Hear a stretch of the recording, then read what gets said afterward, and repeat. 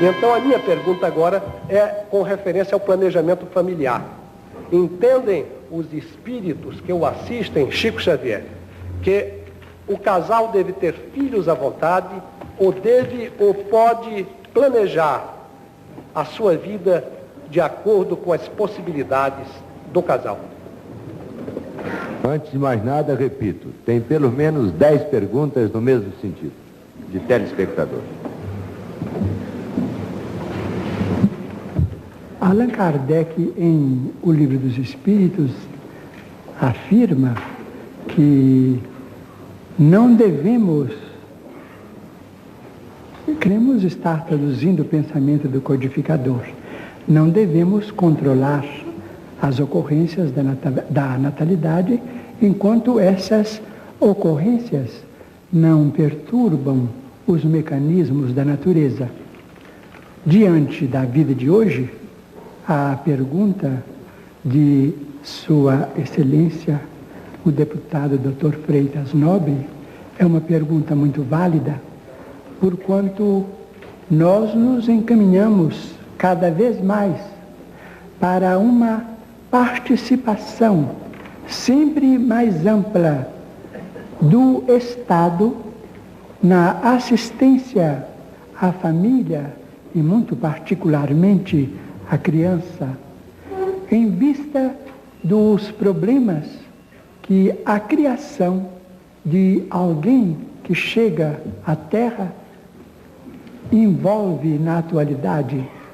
Precisamos solucionar muitas questões de assistência, de instrução, de manutenção, de orientação no lar e no grupo social e, portanto, o casal tem direito, perante as leis divinas, a considerar as suas possibilidades.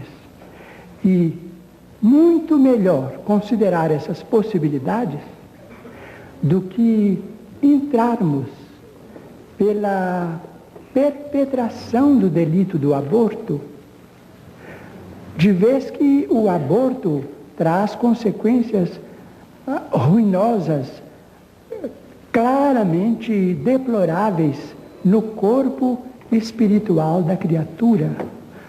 Sua Excelência, o nosso deputado Dr. Freitas Nobre, se refere à auréola dos santos, que, sem dúvida, é constituída por emanações sublimes do estado de elevação em que o espírito dos heróis santificados do cristianismo se encontram.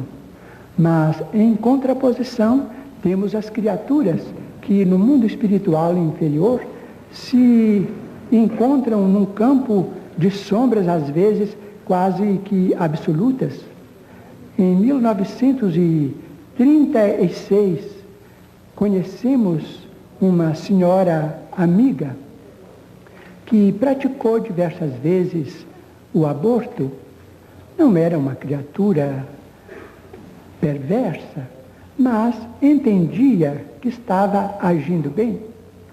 Depois da sua desencarnação, depois de 6 abortos, vimos-la no mundo espiritual e ela estava em condições muito lamentáveis e se lastimava da situação de irresponsabilidade a que ela se entregara nos domínios do aborto inconsequente, do aborto sem orientação médica, do aborto não terapêutico.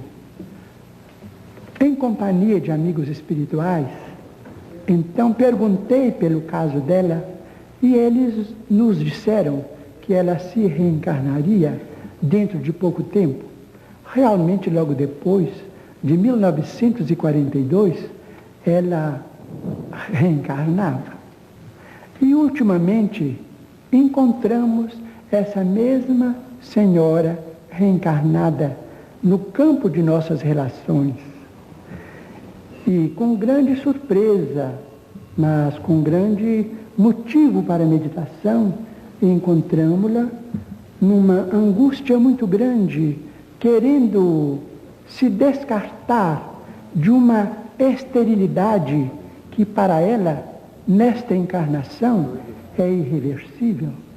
Perguntei ao nosso amigo André Luiz, e ele então me disse que, de fato, nesta vida, ela, pelo anseio de ser mãe, ela vai reconstituir os seus órgãos genésicos para ser mãe em vida próxima. E ouvindo também um amigo médico, a quem eu perguntei sobre o assunto, ele então me disse que essa criatura podia receber um diagnóstico claramente identificável na patologia comum, e amigos espirituais então nos disseram que ela era portadora, segundo os conceitos médicos, de hiperplasia glandular cística do endométrio. Além do mais, com resultados, com derivações muito lamentáveis em seus órgãos femininos. De modo que a vida no lar, nas grandes cidades de hoje, na vida de hoje, dentro de uma vida consciente, se podemos ser pais e mães, devemos emprestar as nossas possibilidades aos nossos amigos que precisam e desejam voltar à Terra, mas naturalmente subordinando isso ao nosso critério de administração da família.